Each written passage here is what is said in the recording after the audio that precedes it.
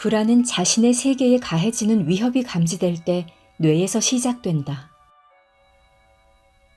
위협에는 허리케인이나 강도처럼 생명을 위태롭게 하는 것들도 있지만 대부분은 직업을 잃거나 관계가 깨지거나 재판 날짜가 다가오거나 하는 등의 치명적이지 않은 일들이다. 하지만 이런 상황들도 위협으로 인식되는 순간 생명에 대한 위협만큼이나 극심한 불안 증세를 일으킬 수 있다. 불안은 때로 앞에 놓인 길에 대한 막연한 두려움에 지나지 않을 때도 있다. 하지만 항상 미래와 관련되고 항상 위협에 관한 메시지를 보낸다. 불안한 느낌을 창조하는 두 번째 요소는 투자다. 다시 말해, 누구나 무언가에 마음을 쓰지 않는데 불안이 나타나는 일은 없다. 가령 다른 직장으로 옮길 수 있어서 현재의 직장이 전혀 중요하지 않은 사람은 직장을 잃을까봐 불안할 일이 거의 또는 아예 없을 것이다. 반면 학교가 자기 세계의 전부인 사람은 시험 때마다 초조와 불안의 소용돌이에 휘말리기 쉬울 것이다. 나와 시니츠키 박사가 공저한 책 당신의 마음, 더 나은 삶을 위한 내 마음 사용 설명서의 첫 장에도 썼듯이 투자 플러스 위협 이콜은 불안이다. 상황이나 사람이 스트레스나 불안을 만들어내는 것이 아니다. 어떤 상황이 나에게는 스트레스가 되고 다른 이에게는 전혀 스트레스가 되지 않을 수도 있다. 가령 직업을 잃는 일이 누구에게는 엄청난 충격이지만 다른 누구에게는 오히려 해방일 수도 있다. 불안이라는 감정이 그 사람을 말해준다. 내 얘기를 예로 들자면 나는 우리 지역 베이브루스 야구팀에 아무 관심이 없었다. 내 조카가 그 팀에 소속되기 전까지는.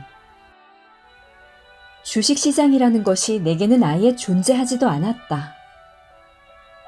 대학을 졸업하고 처음 번 돈 $1,000를 투자하기 전까지는. 또 유치원 비용에 대해서도 나는 전혀 알지 못했고 알려는 생각도 없었다. 첫 아이가 입학할 즈음부터 완전히 달라졌지만 투자하지 않는 한 불안은 없다. 투자했더라도 그 투자가 위협받는다고 인식하지 않는 한 불안은 없다. 불안을 일으키는 요인들을 떠올려보자. 내 프로젝트에 대한 상사의 생각, 손녀의 피아노 대회, 아내의 생체 조직 검사. 이 모든 상황은 오로지 내가 그 결과에 마음이 쓰일 때만, 즉 투자했을 때만 나에게 불안을 일으킨다. 불안을 이해하는 게 왜 그렇게 중요할까?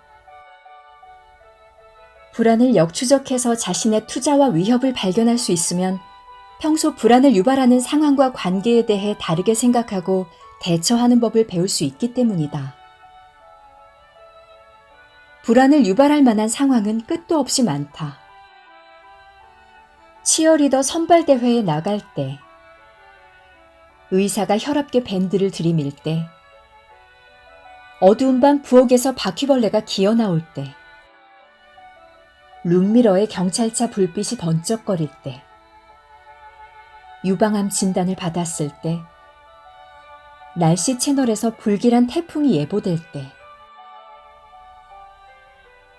그렇다면 이런 상황들의 공통점은 무엇일까? 우리 삶의 특정 측면을 위협할 가능성이 있다는 점이다. 따라서 그 상황이 우리에게 중요하고 그 상황에 위험이 임박했다고 인식한다면 우리는 불안 증세를 겪게 된다. 하지만 이 공식에서 투자나 위협 중 한 가지 요소를 바꾸면 전체 그림도 즉시 바뀐다. 앞의 예들을 살펴보면서 각 상황마다 한 가지 요소를 바꿔보자. 절친한 친구가 확신에 차서 말하길 코치는 나를 좋아하기 때문에 내가 반드시 치어리더가 된다고 한다. 의사가 내 혈압이 나이에 비해 아주 양호하다며 아무 걱정도 하지 말라고 한다. 남편이 말한다. 방으로 들어가. 바퀴벌레는 내가 잡을게. 차를 세웠더니 경찰차가 나를 지나쳐 다른 운전자를 쫓아간다. 유방암은 생존율이 매우 높으며 내 예후가 생각보다 훨씬 좋다는 것을 알게 된다. 아내가 일깨우기를 태풍이 몰려올 때 우리 가족은 안전한 지역에 있는 친구 집에 머물 수 있으며 나머지는 어차피 살림살이일 뿐이라고 한다. 이 변형된 예들에서 위협에 대한 인식을 없애거나 줄이면 불안이 감소하는 것을 알 수 있다. 그리고 마지막 예에서는 날씨가 여전히 불길하므로 위협에 대한 인식은 그대로이지만 대신 집과 직기들이 살림살이일 뿐이어서 대체 가능하다고 분류함으로써 투자의 가치가 변했다. 이처럼 투자 플러스 위협 공식은 만성 불안에 시달리는 사람이 일상적으로 불안을 자아내던 사고 패턴을 재구성하는 데 기초가 된다. 이 공식에서 우리는 최소한 2가지 지점에 개입할 수 있다. 위협에 대한 인식을 바꾸거나 투자에 대한 주관적 가치를 줄이거나. 다시 한번 말하지만 이 둘 중 하나를 바꿔야 불안의 강도가 바뀐다. 이제 핵심을 이해했을 것이다. 인식이 변하는 순간 감정도 즉각적으로 변할 수 있다. 마당에서 나는 소리에 무장 강도가 침입한 줄 알고 기함했는데 알고 보니 고양이가 램프를 치고 지나갔다. 이 경우 마음이 상황을 다시 분석하는 눈 깜짝할 동안 불안 증세에 급제동이 걸린다.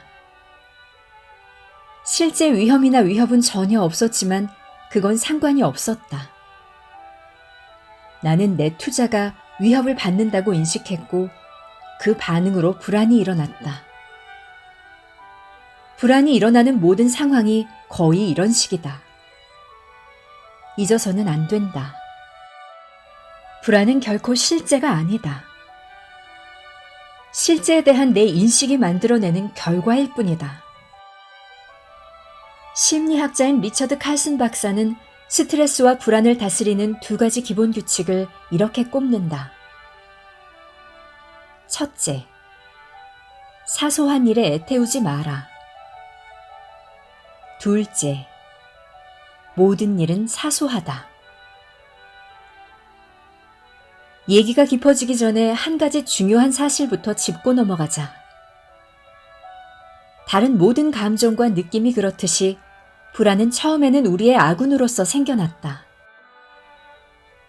신의 창조 질서를 믿건 원시 습지로부터의 진화를 믿건 아니면 둘의 조합을 믿건 상관없다. 불안이 우리의 환경 속에 도사리고 있는 잠재적 위험들을 경고하기 위해 고안되었다는 사실에는 변함이 없다. 자동차에 비유해보자. 자동차 계기판에는 연료나 오일이나 타이어 공기압이나 앞유리 와이퍼 액 등의 문제를 알려주는 일련의 경고등이 있다. 이런 경고등은 아마 똑똑한 사람들이 자기 자동차의 중요한 기능들을 계속 주시하다 보니 만들어졌을 것이다. 예를 들어 오일 등에 불이 들어왔다고 치자. 운전자는 엔진이 도로 한가운데서 제 기능을 못할 수도 있다는 잠재적 위험을 알아차린다. 경고 메시지는 이런 것이다. 이봐, 당신 차에 오일이 적으니까 적절하게 대처해주면 좋겠어. 그러면 운전자는 어떻게 대처할까? 무시하고 계속 운전할까? 글로스박스에서 망치를 꺼내 경고등을 부숴버릴까? 아닐 것이다. 우리 똑똑한 운전자들은 경고등이 우리 편이라는 것을 안다. 그 경고등은 우리의 생명을 구하는 데 일조한다. 물론 우리가 적절히 대처하기만 한다면 말이다. 다시 불안으로 돌아가 보자. 우리 몸의 경고등 역시 계속 메시지를 전달한다. 당신의 투자가 위협을 당하고 있어. 적절하게 대처해주면 좋겠어. 스캇의 경고등은 대학에서 퇴학당할 수도 있다는 위협 때문에 켜졌다. 그럼 불안등이 켜졌을 때는 어떻게 해야 할까? 메시지를 무시하고 계속 갈까? 술을 마시거나 안정제를 먹음으로써 등을 부숴버릴까? 아니면 불안에 주의를 기울이면서 내 인생의 투자와 위협이 무엇인지 알아낼까? 이것이 앞으로 이 책에서 다루게 될 주제다. 자신의 불안을 이해함으로써 내면의 경고 등에 최적으로 대처하기. 먼저 불안 등의 신호를 보내기 위해 뇌에서 어떤 일이 일어나는지부터 알아보자. 뇌가 불안을 일으키는 방식을 정확히 이해하기 위해서는 신경과학자의 전문적이고 수준 높은 지식이 필요하다. 아니, 그런 지식이 있어도 여전히 답하지 못하는 의문들이 남는다. 하지만 이 책은 불안을 주제로 다루고 있는 만큼 나는 불안의 개념을 되도록 쉽게, 너무 단순하게는 아니더라도 독자들이 이해하기 쉽고 바로 도움을 얻을 수 있는 방식으로 서술하겠다. 미국 국립정신보건원에서는 불안을 일으키는 뇌의 작동 방식을 이렇게 설명한다. 먼저 환경으로부터 위험이 감지되면 두 개의 신호집합이 곧바로 뇌의 두 영역으로 발사된다. 첫 번째 신호집합은 뇌의 사고 영역인 대뇌피질로 정보를 전달하는데 여기서 해당 상황이 위험한지, 위협적인지, 아예 재앙 수준인지 분석해서 자아에게 설명한다. 두 번째 신호집합은 뇌의 감정 영역인 편도체로 곧장 날아간다. 여기서는 즉각적인 행동을 취하기 위한 두려움이나 불안이 촉발되는데 대개 대뇌피질이 위협의 정확한 실체를 파악하기도 전에 이뤄진다. 가령 룸미러에 불이 번쩍하는 순간 벌써 편도체는 스트레스나 불안 반응을 촉발한다. 대뇌피질은 편도체가 작동된 다음에야 그 불빛이 딱지를 끊는 경찰차가 아니라 견인차 불빛이라는 것을 올바로 분석한다. 편도체는 신경계에 싸울까 달아날까 신호를 보내기 위해 교감신경계를 흥분시킨다. 그러면 교감신경계는 심장을 자극해서 펌프질하는 혈액량을 늘리고 소화기관을 비롯해 여러 기관으로 향하던 혈액의 방향을 주요 근육으로 돌려 싸울까 달아날까를 준비하게 한다. 또 아드레날린과 코르티솔 같은 스트레스 호르몬도 더 많은 양이 방출되어 몸이 위협과 싸울 수 있도록 에너지를 강화한다. 이때 이 두려움, 불안, 스트레스 반응은 미래 상황을 위한 방어의 척도로 편도체에 각인된다. 바꿔 말하면 뇌에서 어떤 변화가 일어나지 않는 한 뇌는 룸미러에서 번쩍하는 불빛을 볼 때마다 불안, 스트레스 반응을 일으키도록 프로그래밍 된다. 따라서 운전을 하건 식료품을 사건 데이트를 하건 라켓볼 시합을 하건 불안이 일상의 보편 반응으로 자리 잡은 경우 그 패턴을 바꾸려고 애쓰는 것은 자기 뇌와 전쟁을 벌이는 것과 마찬가지다. 그야말로 내전인 셈이다. 그러면 이 뇌와의 전쟁에서 우리는 어떻게 해야 승리할 수 있을까? 분명한 것은 우리가 겪는 불안은 정상적인 감정 경험이며 우리의 몸은 자연스럽게 스트레스를 처리하게 되어 있다는 사실이다. 두려움과 불안은 모든 종에게 있어서 생존을 위해 없어서는 안 될 요소다. 사슴이 생존하는 것은 인간을 비롯한 다른 종들을 두려워하기 때문에.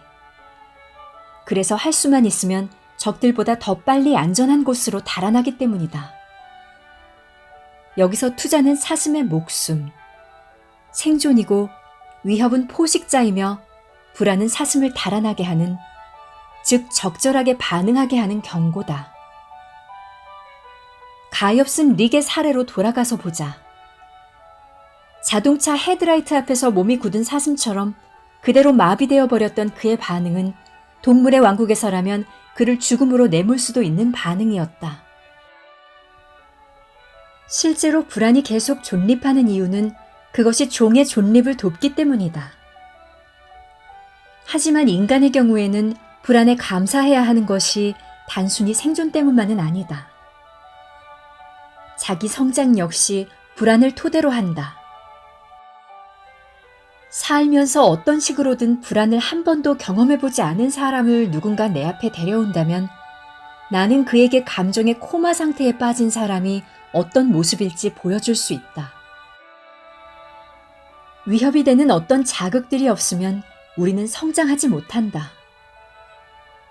심장은 뛰지만 영혼은 죽은 상태로. 성장은 시련을 성공적으로 이겨냈을 때 생기는 부산물이다. 시련이 없으면 성장도 없다. 따라서 불안은 성장의 필수 요소다. 그런데도 불안이라는 단어에는 부정적인 의미가 내포되어 있다. 그래서 좀 더 긍정적인 의미를 함축하고 있는 단어로 바꿔 생각해보면 의미가 한결 더 명확해진다. 이를테면 각성이나 자극, 또는 어려운 상황임을 의미하는 부담 같은 단어들이 있다. 이 단어들을 사용하면 불안이라는 감정이 현실에 대한 우리의 인식에 근거를 두고 있을 뿐이고 현실 자체와는 아무 상관이 없다는 사실을 깨닫게 된다. 말하자면 어떤 현실이 누구에게 큰 스트레스가 된다고 해서 다른 이에게도 자동적으로 스트레스가 되지는 않는 법이다. 팻은 매력적인 40대 여성으로 자신이 맡고 있는 영업 업무에 만족하고 있었다. 하지만 그녀의 상사는 그렇지 않았다. 그는 그녀가 이미 책임지고 있던 새 카운티에다 새로운 카운티 3곳을 추가로 배정했다. 팻은 자신이 어째서 늘어난 업무량을 감당할 수 없는지 7가지 이유를 들어가며 똑부러지게 이의를 제기했다. 그녀의 상사는 웃으면서 얘기를 쭉 듣다가 그녀의 언변까지 칭찬하고는 그녀가 그 일을 해낼 수 있는 딱 한 가지 이유를 제시했다. 자기가 상사고 자기가 그렇다고 했으니까. 부하가 나고 불안해진 팻은 어디 당해보라는 심정으로 때려치우고 싶었지만 그래봤자 자기만 손해라는 생각에 추가 업무를 받아들이기로 결정했다. 그리고 2달 후 팻은 6카운티를 모두 훌륭하게 관리하며 실적을 무려 60%나 높였고 그로 인해 자신감도 새로 충전하고 발걸음도 가뿐해졌다. 한 가지 문제가 있었다면 상사가 옳았음을 인정하기가 끔찍이 싫었다는 것 정도. 팻의 이야기는 전혀 특별한 사례가 아니다. 기억을 떠올려보라. 어릴 때 리틀리그 야구팀 코치가 네가 한번 던져봐 라고 말했을 때, 대학 교수가 토론팀 리더를 하라고 했을 때 불안에 떨지 않았는가? 아니면 엄마에게 어린 남동생을 봐달라는 부탁을 받았을 때나 옆 건물에서 근무하는 비서에게 데이트 신청을 하기로 마음먹었을 때도 불안을 느꼈을 것이다. 누군가는 개인 사업을 시작하기로 결정했을 때, 회사 간부들 앞에서 새로운 아이디어를 발표해야 했을 때 불안을 경험했을 것이다. 불안은 일주일 앞으로 다가온 시험 소식과 함께 도착해서 우리를 공부하게 자극한다. 불안은 다음 주에 있을 시합의 상대편이 이 지역 최고 실력파라는 소식과 함께 도착해서 우리를 더 열심히 훈련하고 준비하게 자극한다. 불안은 이번 분기 세금을 2주가 지나기 전까지 내야 한다는 자각과 함께 생겨나서 이번 주말에 예정됐던 쇼핑 나들이를 취소하게 만든다. 불안은 우리가 더 이상 안전지대에 서 있지 않음을 일깨워준다. 이것이 뇌가 우리에게 더 성장해야 한다고, 더 배우고 발전해야 한다고 말하는 방식이다. 다시 말해 불안은 우리에게 할 일이 더 남았다고. 그러니까 성취할 일, 쟁취할 목표, 실현할 꿈이 더 남았다고 말하는 몸의 언어다. 그러니 이제 성장을 추구하는, 불안과 잘 지내고 싶은 이들은 모두 나의 기원을 받아주시기를 바란다. 부디 어린 시절에 꿈꾸었던 모든 목표를 이루시기를 바란다. 제일 성질 고약하기로 유명한 불량배를 강렬한 눈빛으로 제압해버리고 그에게서 삥까지 뜯으시기를 바란다. 사사건건 당신에게 딴지를 걸던 모든 반대자들이 틀렸음을 입증하고 그들의 깨끗한 승복까지 받아내시기를 바란다. 중동의 왕자보다도 돈을 더 많이 벌어서 암과 다발성 경화증과 파킨슨병과 대머리를 치료하는데 전부 기부하시기를 바란다. 하지만 독자여, 절대로 불안 없이 살지는 마시기를. 불안은 당신이 지금 더 성장할 수 있다고 신호를 보내고 있는 것이기 때문이다.